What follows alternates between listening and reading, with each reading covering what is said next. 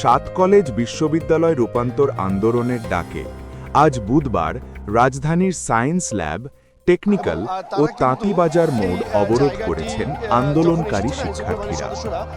বেলা ১টার দিকে আন্দোলনকারী শিক্ষার্থীরা সায়েন্স ল্যাব মোড় অবরোধ করে।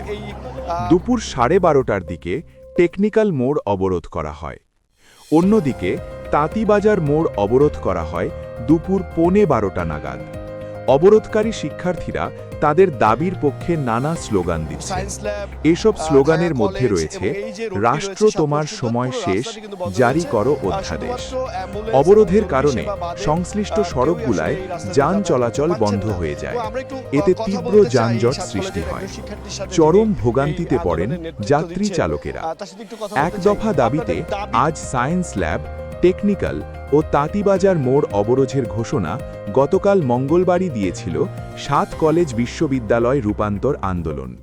এক সংবাদ বিজ্ঞপ্তিতে তারা এই কর্মসূচির ঘোষণা দেয়।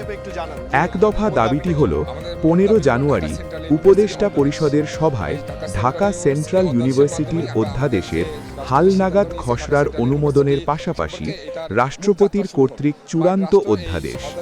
সংবাদ বিজ্ঞপ্তিতে বলা হয়, উল্লেখিত তারিখের মধ্যে দাবি বাস্তবায়নের ব্যত্যয় হলে শিক্ষার্থীদের কর্মসূচি চলমান থাকবে। সংবাদ বিজ্ঞপ্তিতে উল্লেখ করা হয়, সাত কলেজের সমন্বয়ে প্রস্তাবিত ঢাকা কেন্দ্রীয় বিশ্ববিদ্যালয় বাস্তবায়নের লক্ষ্যে প্রণীত ঢাকা সেন্ট্রাল ইউনিভার্সিটি আইন 2025-এর খসড়া গত 24 সেপ্টেম্বর শিক্ষা মন্ত্রণালয়ের মাধ্যমিক ও উচ্চ শিক্ষা বিভাগের ওয়েবসাইটে প্রকাশিত হয়। খসড়াটি প্রকাশিত হওয়ার পরপরই তা নিয়ে বিভিন্ন পক্ষে বিপক্ষে নানা তর্ক বিতর্ক সৃষ্টি হয়।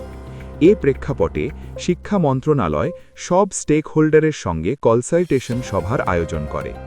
সংবাদ বিজ্ঞপ্তিতে বলা হয়, সব স্টেক হোল্ডারের সঙ্গে আলোচনার মাধ্যমে পাওয়া পরামর্শের ভিত্তিতে মন্ত্রণালয় এই খসড়া হালনাগাদ করেছে বলে জানা গেছে।